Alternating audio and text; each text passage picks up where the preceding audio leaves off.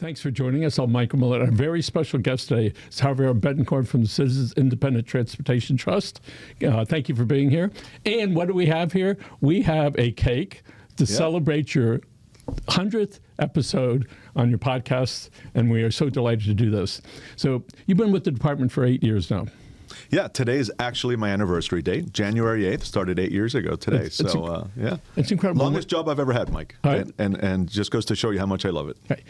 And the things that people do in the traffic arena, it's tough because nobody likes the traffic except for the builders and developers. Yeah. It's kind of like a no-win situation, right? When people think of traffic, it's generally in a negative sense. And yet, it's the most critical thing that I think any local government or any government can do. There's almost nothing more important than transportation and transit, and it affects and intersects with every other issue, whether it's affordability or land use or economic development, you name it. Transportation is a critical component of all of that, and we take it for granted, right? And we only think about it when we're upset about it, when we're stuck in traffic, or when the train arrives late. And yet it's so critical to everything in a community. Yeah. I mean, one of the things I learned from you is to use the word mobility. That's it. So when mobility matters. There you go. When people complain about the traffic, say, listen, that traffic is what it is, but it's about how the mobility of how we're going to get around the town that we choose to live in. Right. And then when I go downtown, not often, but when I go there, first of all, I never take my truck. All right, let's start with that. You shouldn't. If you're going to downtown, you want to take Metro Rail. Yeah. And so you have all the different methods of transportation. You see it from walkers and runners and moms and dads with their baby carriages. They got the skateboards. They got those little tiny little scooters. They got, of course, all the Uber and the Lyfts, and they all figured out how to get around. Sure. And that keeps a lot of people downtown. Yeah. And it really says about people getting used to using something other than the traditional car. Because downtown, I don't know, there's 70,000 people downtown, 100,000 people? Easily. Right. I mean, those are residents at this point, not to mention visitors and people working there. Yeah. And it is amazing, in such a relatively small area, how it all worked out. Yeah. And all those big buildings and all that business down there. And I have a family member who lives in Museum Park. So we it's up on the 20th floor. We look out, you have the water and the ships, and you have the arena, straight across, and you have the Arts Center over there. And it's amazing when I look in these buildings and people have their little dogs and they go to the parks, they're able to do that. So out of all the departments that you could have gone in, because you were with the City of Coral Gables before, why did either it choose you or you choose it, CITT? Well, I'm an urban planner by trade. And actually, the longest stint I had before this job was at the Miami Downtown Development Authority. So it's funny you talk about downtown and all the growth there, because that was, my job for 7 years. I created a downtown master plan, and a key part of that master plan was transportation.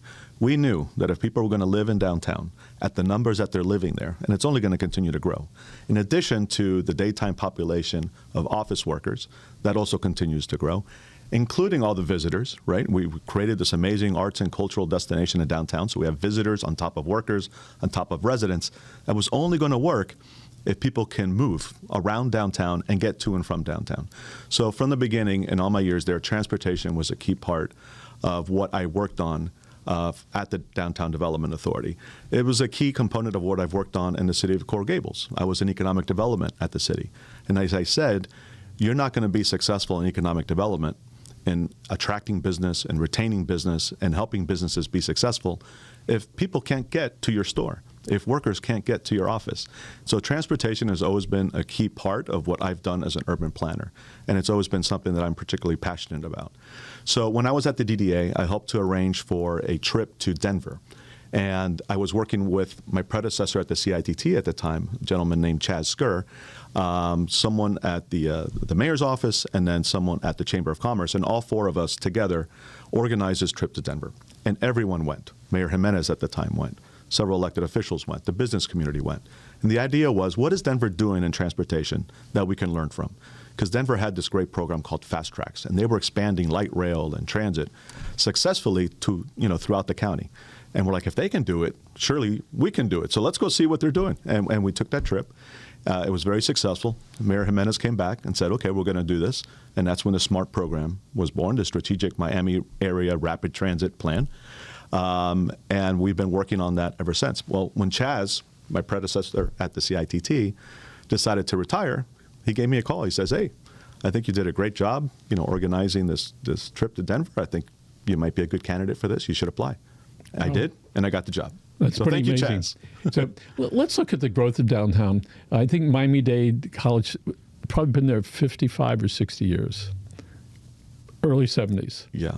And they were a pioneer in Yes. moving back to downtown, because downtown, Yes. everyone had left downtown. Exactly. They were one of the first ones Right. back. Yeah. And when I looked at that growth, I was in school back then. There was a one-story building Yeah. off campus. It may be on campus now at this point. But when you say they and the team had such insight to be able to do that and say, what are we going to do? As you're saying, that they preceded almost everybody.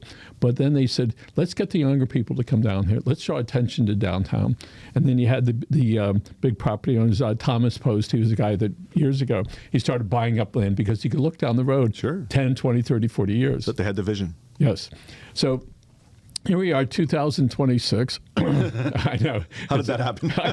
All of a sudden. And so people now are looking, okay, so we have the BRT, bus rapid transit, Yeah. goes from Homestead, Florida City area all the way up. So in the future, when we're looking down the road, we have the Cutler Ridge Mall. They're going to have a pretty big... huge redevelopment. Yeah. Huge, Yeah. ultimately. And it's gigantic. It's probably, by the time it gets done, $2 billion, for that, maybe more.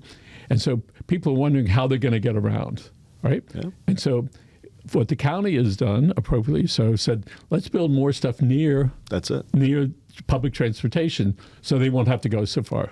Concept called transit-oriented development, or in the larger sense, transit-oriented communities. So the idea is you want to build transit where people are, where people work, where people live. The closer to that transit station they are, the more likely that transit is going to be successful, right? You have to make it convenient for people. It's very convenient to hop into your car in your driveway and drive somewhere. Now, you might be stuck in traffic, but at least you're in your comfortable car. If you have to get in a car to get to transit, it's not likely to happen because you're already committed to that car at that point. However, if you make it walkable, if you can walk to a transit station, if you could take a bike or now a scooter to a transit station or to a place of employment or to a school, people are much more likely to use it. Conversely, if you're a developer and you're building somewhere, we can't develop out anymore. We have the Everglades to one side, the Atlantic to the other, the Keys to the south. I mean, we're built out in terms of kind of new areas to develop. Our only opportunity, our only choice, frankly, as we continue to grow, is to grow up, to grow vertically, what we call infill development. Well, where do you want that development to take place? You want it to take place where there's infrastructure that could accommodate that growth. People are rightly upset when they see a huge building going up, thinking that that's just going to add more to traffic congestion in a place that probably is already, failing their level of service in terms of road capacity. So you need to couple that development, that growth, with transit. It's really the only option we have in Miami-Dade County. We can't continue to build roads. We can't expand them. We can't continue to build out. The only option is to build up and to build transit along those areas where those developments are taking place to, help those people move and get to their work, to their school, to their shopping, their entertainment, you name it. So what impact, if any, did the tragedy at Surfside cause with the new condos rules that are going there and all the vintage condos that are about to be torn down because they're 60, 70 years old? Well, clearly it led to some changes in policy. This is not an area of expertise for me, but from what I understand, obviously, now a lot of those condos, have to have certain funds in place. You got to get your roof recertified and things, or the building recertified more often. That's led to a lot of increases in assessments, which is leading to a lot of hardships for a lot of people living in these condos.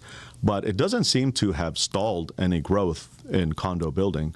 If anything, it may have encouraged new building, right? Because a new condo doesn't have to be recertified, right? And versus an older one is going to take a lot more money to upgrade. And so you may be seeing more condo conversions. So these older ones might get knocked down to build new ones.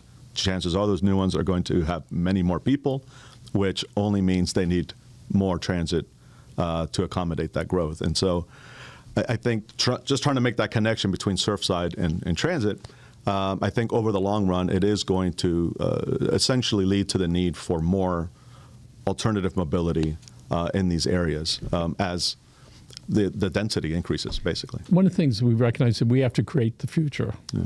That's what planners do, looking out 5 years, 10 years. I got a call the other day, Michael, I want you to know that this new road is going in. I said, okay, when is that? Well, it's another 25-year plan. I said, and that's how far a lot of the folks that are in your field are involved in this. You have to, right? If you're not looking ahead, you're falling behind. By the time something happens, it's almost too late to do things correctly because you have to retrofit it. If you have the presence of mind of looking 25 years ahead, seeing where the growth is going to take place or should take place, then you could put in the proper infrastructure to service that.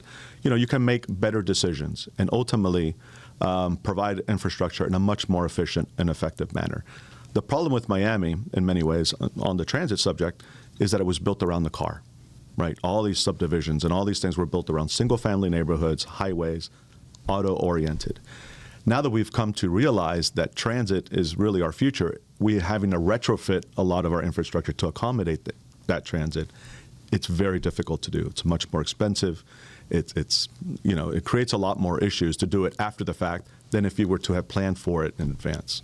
So a controversial issue was the extension of, I think it was 836, going down. The Kendall Parkway. Kendall Parkway. It's a yes, then it was no, then it was a maybe. What's the latest public information about any movement with it? Yeah, so coincidentally, I also serve on the board of directors of the Greater Miami Chamber of Commerce, a great organization. And we recently received an update from the Greater Miami Expressway Authority, and that is their project. And it's they're still moving forward with it in the planning stages. What we heard is that they currently, the numbers increased, like everything else in life.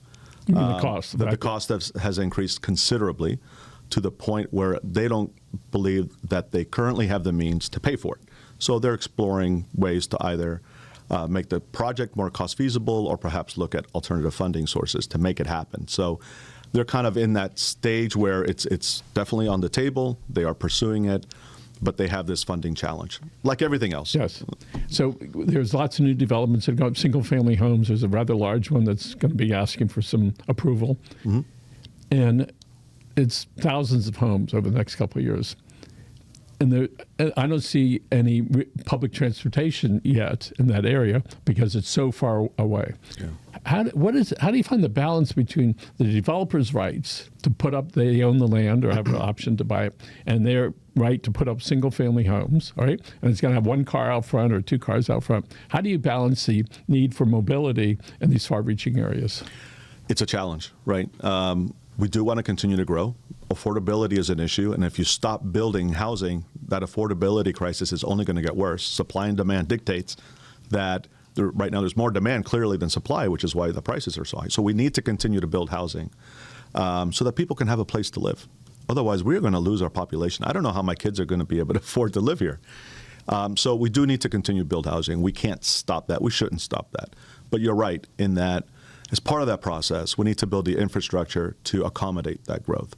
And particularly the further west you go, the more difficult it becomes to do that with transit. Transit works best in urban areas where you have a lot of intensity and density. Right downtown. A lot of people working, living, in one area.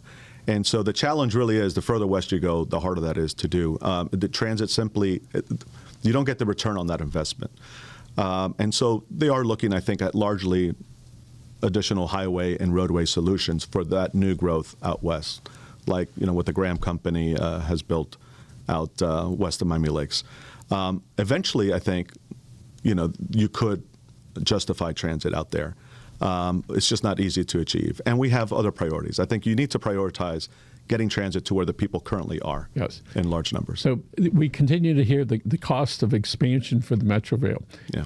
At the latest figures, whatever's current in your brain there, how much per mile is it to put up an extension on Metro Rail? I used to know that figure, but it's so outdated that I'm not even going to tell you because it's a lot.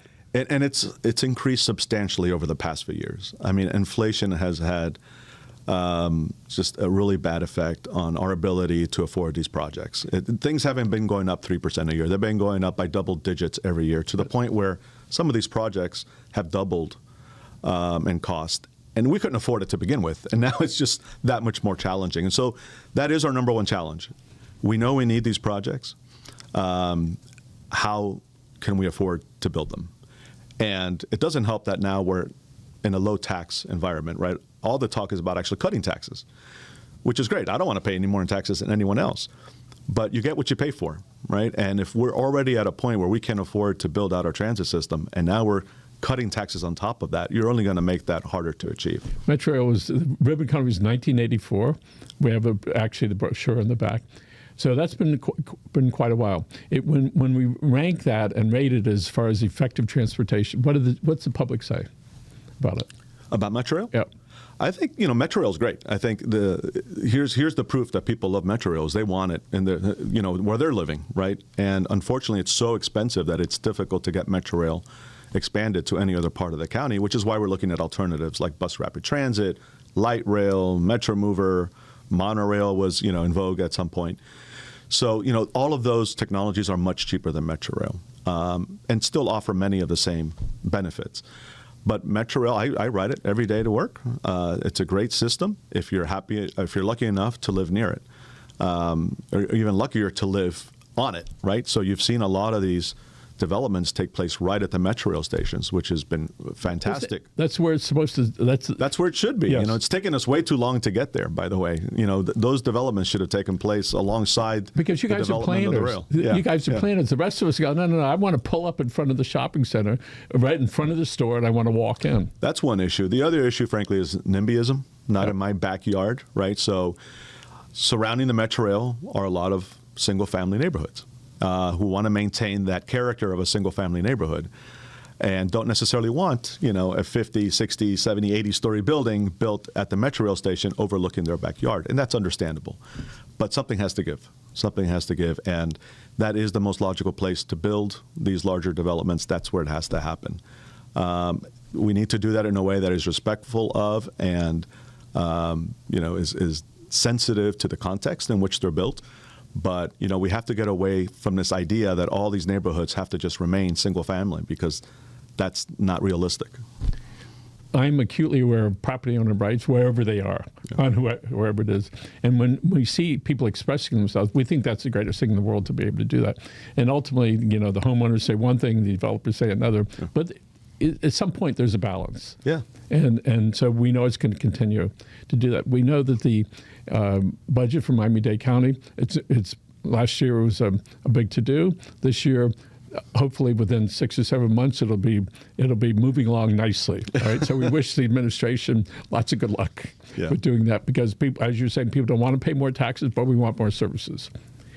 So tell people what your department, the CITT, does for them, people in South Miami or Coral Gables or Palmetto Bay. So over 20 years ago, under then Mayor Alex Pinellas, the people in Miami-Dade County were presented with a referendum in which they were asked to increase their sales tax by 0.5% from 6.5% to 7%, with that extra 0.5%, what we call the half penny, going towards transportation improvements. Not unlike today, there was a lot of traffic issues and traffic congestion 20-something years ago, so this is not a new problem. And the people at that time agreed to increase their sales tax by that 0.5%.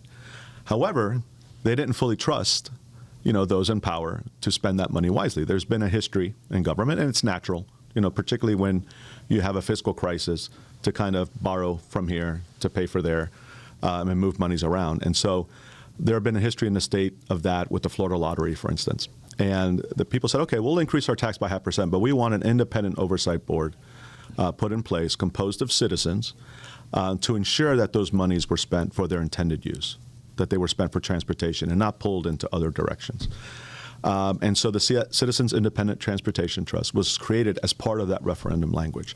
And we are a 15-member board of volunteers, one appointed by the county mayor, one by the League of Cities, and the other 13 by each of the 13 county commissioners. All true citizens. They volunteer to do this, composed of a variety of professions. And they meet on a monthly basis to review projects requesting half-penny funds. 20% of the funds also go to the cities, and that's distributed to the cities by population. So the largest city, Miami, gets the bulk of the funds. Other cities get a little less. And so we oversee their use of funds as well. So our core mission is to review projects to ensure that the money is being spent appropriately on actual transportation and transit projects. So that's the core function. The second core function, I would say, is ensuring that the promises were made to the people in exchange for increasing their taxes are kept. So when the people were asked to increase their sales tax, they were promised a litany of projects. Expansion of transit was one of them, but also expansion of roadway projects, also fare-free transit for all seniors, regardless of income. Series of promises were made. So we're there to ensure that we continue to advance those projects that were promised to the people. We haven't achieved all the promises yet, all these years later, and so we continue to push for that as well. I see Palmetto Bay is in the news quite frequently about their transportation issues, but explain to the people some of the projects specifically, if you can. Yeah, so in terms of the municipalities, as I said, they get about 20% of all the funds, and incidentally, we're collecting about $450 million a year. So 20% of that for the cities is about $90 million. Palmetto Bay, as an example, gets a very small percentage of that. They then have to spend all of that on transportation. A minimum of 20% of what they get has to be spent specifically on transit. So the way a lot of municipalities are spending their transit dollars on either a fixed guideway transit service, many of them call them trolleys, some call them shuttles, but you see these throughout the county. Those are all paid for with the city's use of their own half-penny funds. So it goes at the county, CITT, and then you give us percentage of that to each of the cities, and out of that, you've dictated how it has to be spent, but not which project. In general parameters, right? Yes. 20%, minimum of 20% on transit, although many cities spend more on that. Coral Gables spends almost 100% of what they get on their trolley. They have a fantastic trolley system. And they're known for that. They're known for that, to their credit. Now, as technology has changed, things like rideshare have been introduced. Many cities are now spending their dollars on on-demand transit service or micro-transit. And we've had, Freebie as my guest on this program in the past. Most of the cities are using Freebie as the vendor for this service, but that is also paid for with our half-penny. And what that service does is it's on-demand. In other words, it's just like Uber or Lyft. It picks you up where you are, and it takes you directly to where you want to go, and you hail it on an app. And by and large, I think those are fare-free as well, the ones that the cities are promoting.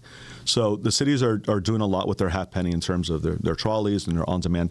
And then many of them use the rest of their funds towards other transportation projects, roadway widenings, resurfacing, traffic circles, bicycle pedestrian mobility, which we would love to see more of. I think, we are well behind our peer cities in terms of our bicycle and pedestrian infrastructure, and it's an area of opportunity for us. And we see Victor Dover all the time. He's like one of the, there we go, got a nice note over there. Make sure I can't read that from here. That's what happens when you're 8 years in. So traffic circles, we're here in South Miami. We see them all over. And if I remember right, out of the city's percent that they got, they put in an alley that was terrible. It was 4 blocks long. They put it in. It was a couple $100,000. So we thank the city for doing that. We had the most ignored alley, in the city. And then if I remember right, when Mr. Skur was here, the 62nd Avenue here was redone, right? And that was from that's part of that half-cent sales tax. And when the neighbors that live here with the traffic circles, it can help change the feelings people have about a city. It makes it into almost a village, a town, if you will, rather than just a city. It gives it that extra look, right? Nice circles, stop signs, yield sign, or whatever signs they feel like putting up that day, but very effective in beautifying it and slowing down the traffic. Yep. It's all interrelated, right? Yep. So you can't build a good community where people interact and they have gathering spaces without factoring in transportation infrastructure, because so much of the public spaces are dedicated to cars. And that's critical, right? We need the ability to move around in our automobiles in this town. Absolutely. But we also need more of that right-of-way dedicated to things like walkability and bikeability and gathering spaces. A perfect example is the Underline. Right, so the Underline is a project I think everyone knows at this point.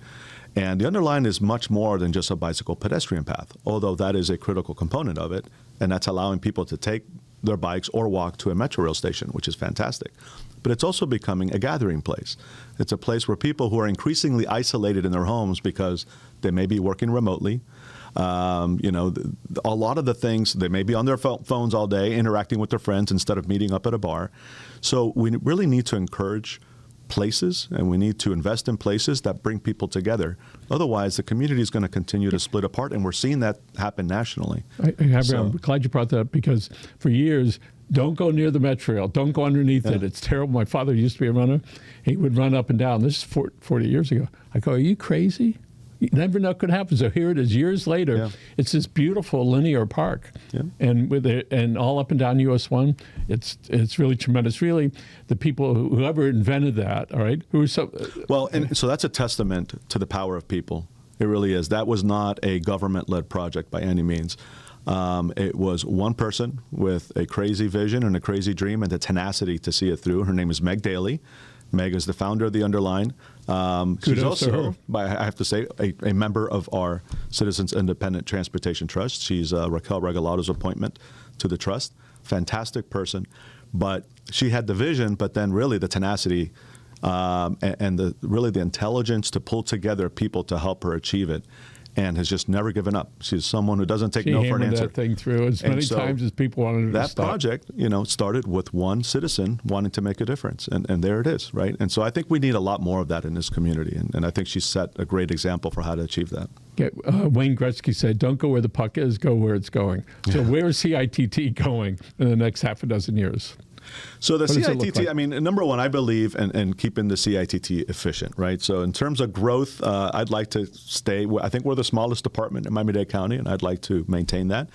We're going to continue doing what we do, which is to ensure that the funds are spent as they were intended to. We're going to continue to push for the implementation of the promises that were made to the people under the People's Transportation Plan. A key core of that promise is expansion of rapid transit through the SMART plan. So we really want to see some of those SMART plan corridors advance. There's one called the Northeast Corridor that would run along the Brightline tracks, which is just, it's so ripe for implementation because the tracks are there. We have a willing partner in Brightline. We had federal and state funds committed. The state, unfortunately, last year pulled their funds.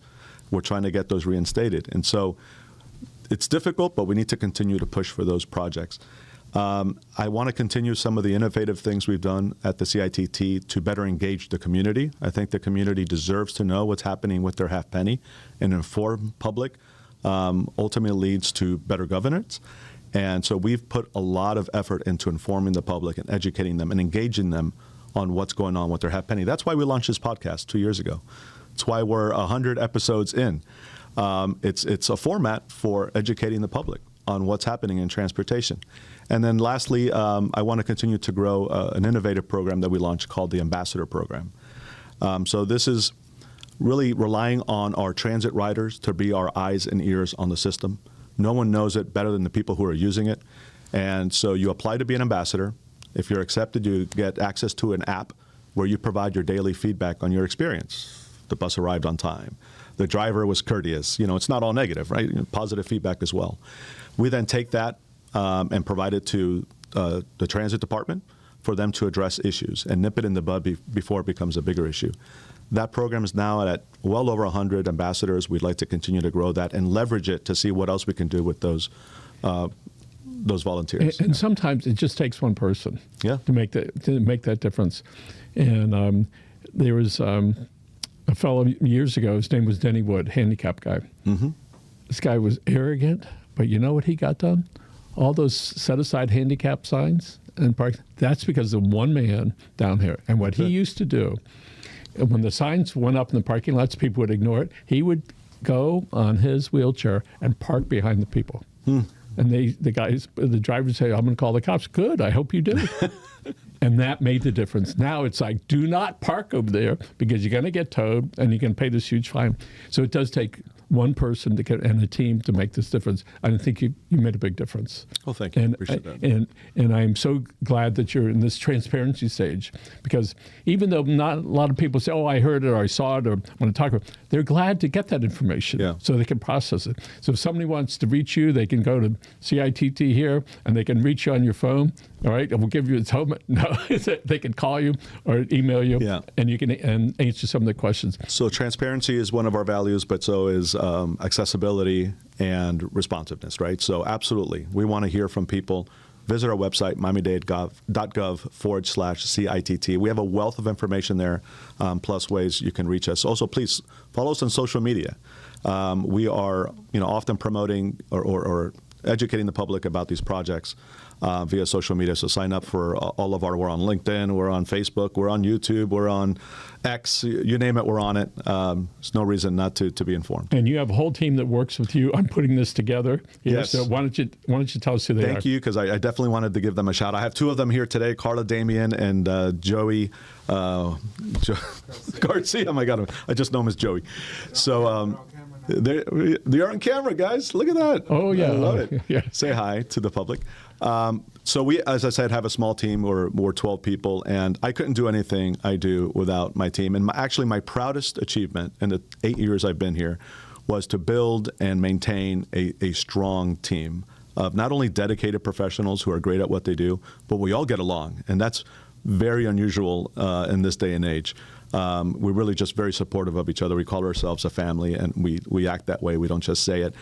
And that team is extended to my board of volunteers. So really, at the end of the day, the CITT isn't me or even my staff. It's those 15 members that show up on a regular basis, volunteer their time, put in the work to ensure that the taxpayers' money is being spent wisely. And I have an amazing board of dedicated, passionate, knowledgeable volunteers who also all get along, which is really unusual in this day and age. They're civil, they're collegial, they're collaborative. I couldn't ask for a better team. Wonderful. Javier Betancourt, thank you very much for joining us. Thank you, Mike. And by the way, I forgot to thank my partners, right? So we can't do anything without partners. And there's been no greater partner to the CITT than Miami's community newspapers. You've been amazing. You've allowed us to broadcast this podcast out of your studios. You also have a great team. So and Zoni right over there, Priscilla, she's back there. Graduated from FIU a couple Mondays ago. Go Congratulations Panthers. So anyway, we're going to wrap it up. Let's look in this camera right over here. Folks, number one, thank you for joining us. Number two, my brother Grant and I subscribe to the Disney rule, which is when you hug someone, don't stop until they do. Thanks for joining us and have a great day. Bye now.